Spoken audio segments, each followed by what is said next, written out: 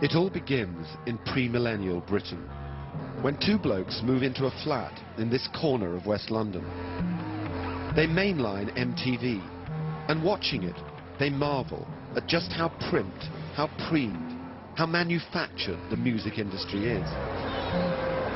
The thing is, they aren't just any old blokes.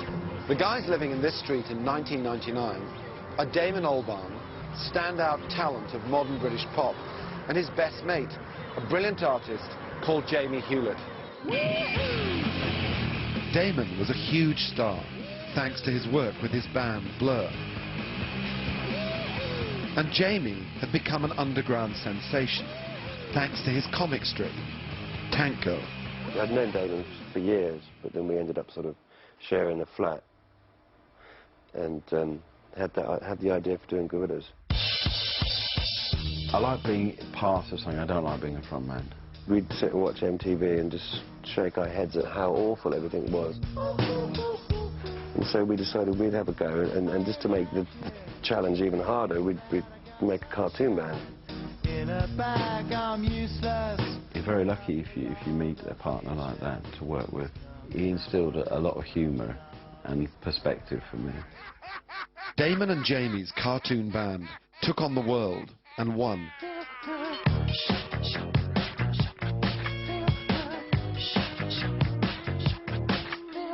Damon wrote the music, Jamie drew the pictures. 15 million record sales and a slew of international awards later.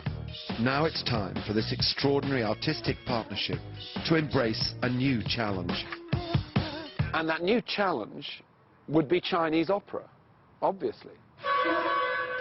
This is the story of how Damon Albarn and Jamie Hewlett composed and designed a new version of a classic Chinese tale, Monkey Journey to the West. It's the story of how they did it, why they did it, and what they've been through on the way. This immensely ambitious show opened last week at the very first Manchester International Festival, the culmination of an incredible 2-year journey.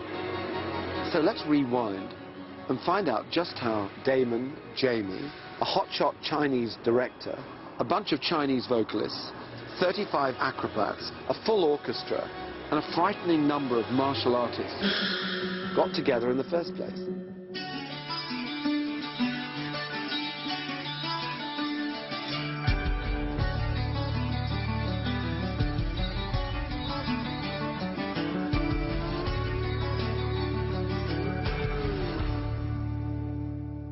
We'd never done an opera. How stupid is that for a comic artist and a pop star? You know, I was very reluctant to sign up to write an opera. I don't know if this is going to work yet. No, this is kind of the first big thing between the West and the East. It'll either be spectacular, or it would just be like a massive pile-up on a motorway. In the worlds before Monkey, primal chaos reigned. Remember this?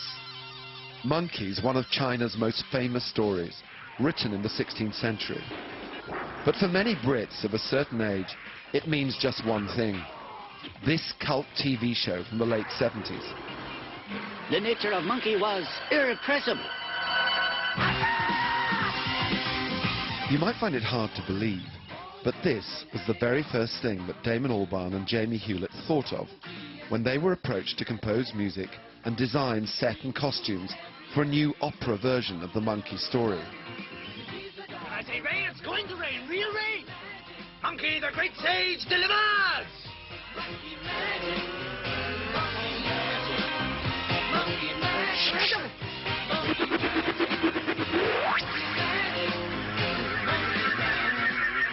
I mean, that's the only reason Jamie and I agreed to do it, is because we were both massive fans. The moment they said Monkey, we both sort of went, because we remembered the TV series from the late 70s. And we grew up on that. That was our Friday night, school's finished, watch Monkey. Monkey magic, monkey magic. The original book is several volumes long, but broadly speaking, the story goes like this.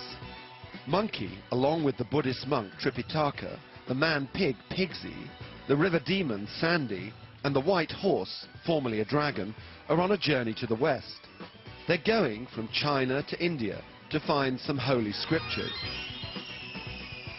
Along the way, they meet extraordinary creatures, have amazing adventures, and eventually gain enlightenment.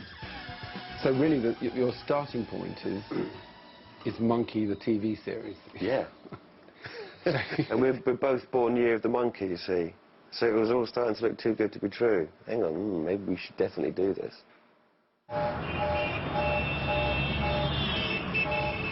And so, in 2005, Jamie and Damon head east, looking for inspiration.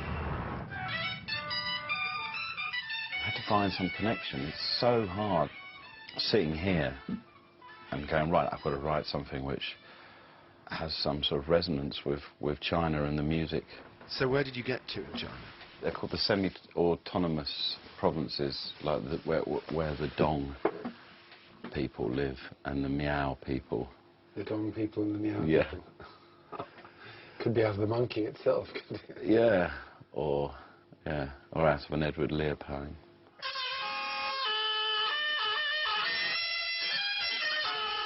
We turn up at the top of a mountain, and then there'd be sort of 1,000 elders there, and everyone would be in full traditional costume. It would be like 11 o'clock in the morning. You just sort of, and there'd be like a dragon and drums and shawms, and it was like a dream, really. They travel with a very special guide, China's own Chen Shizheng, the gifted opera director at the helm of Monkey Journey to the West. I have showed them that part of China that to me is moving. I think that